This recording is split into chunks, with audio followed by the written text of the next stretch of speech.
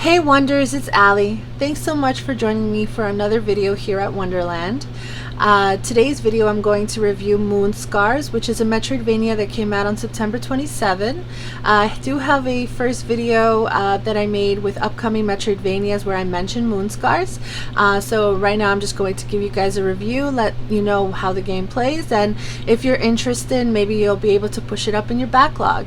Let me know in the comments down below if you enjoyed the review, if you are going to play this game, or if you've played it already, and what is your take on it.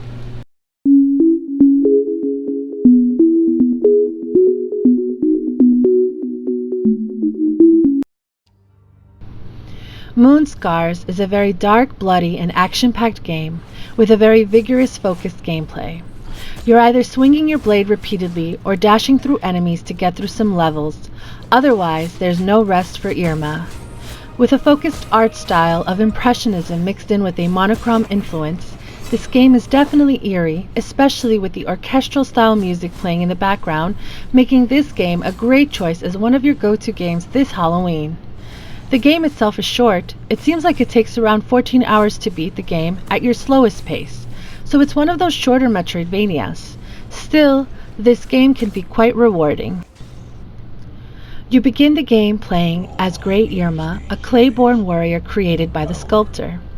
You learn that the warriors pour their life force, known as ichor, into their clay bodies and essentially live forever this way. When one vessel is ruined, they adopt another.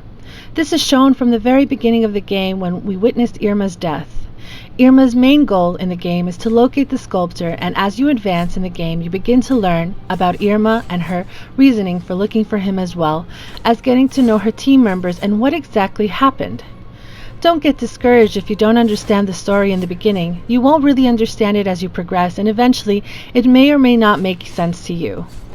There is a talking cat named Edilog who kind of reminds me of the Cheshire Cat in Alice in Wonderland, and his dialogue is very riddle-like and confusing, as a cat should be. The gameplay is very Souls-like and roguelike, taking elements from both playstyles. The main character has life ichor, which fills up with every enemy defeated, and with it you can use various magic attacks, healing, or other abilities. The death mechanic in this game is a bit frustrating, as that with every death, Irma loses bone powder, and as a result, the moon gets hungry, making enemies deal double the amount of damage, and the only way to alleviate this is by eating a gland, which is a very rare pickup in the game.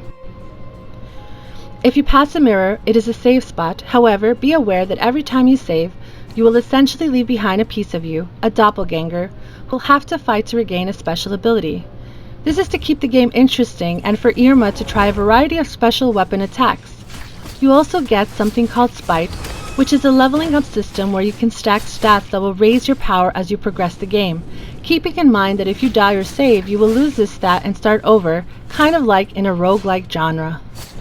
Luckily, the game offers a combination of weapons, special weapons, spells, and amulet stones to alleviate the difficulty and setbacks of stronger enemies after each death. To level up Irma, you do have to explore the map or purchase amulets from vendors, so make sure you farm enough bone powder for whenever you need to make a purchase, and make sure to explore the darkest corners of the map.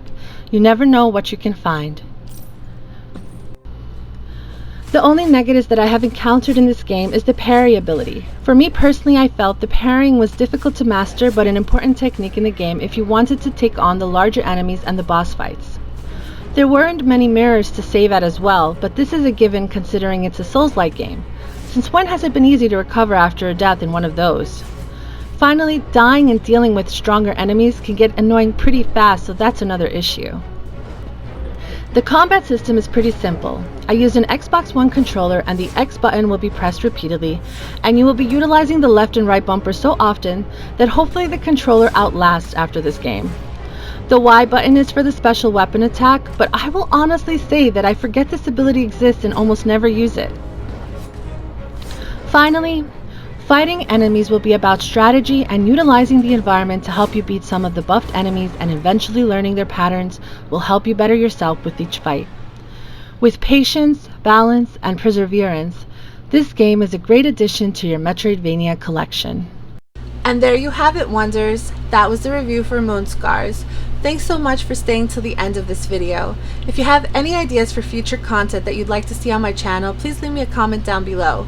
I do show off my physical game collection and all my monthly pickups on my Twitter, so I do have my social media linked down below if you're interested in giving me a follow. Thanks so much for being part of the Wonderland family. It means so much to me, and I will see you guys next time.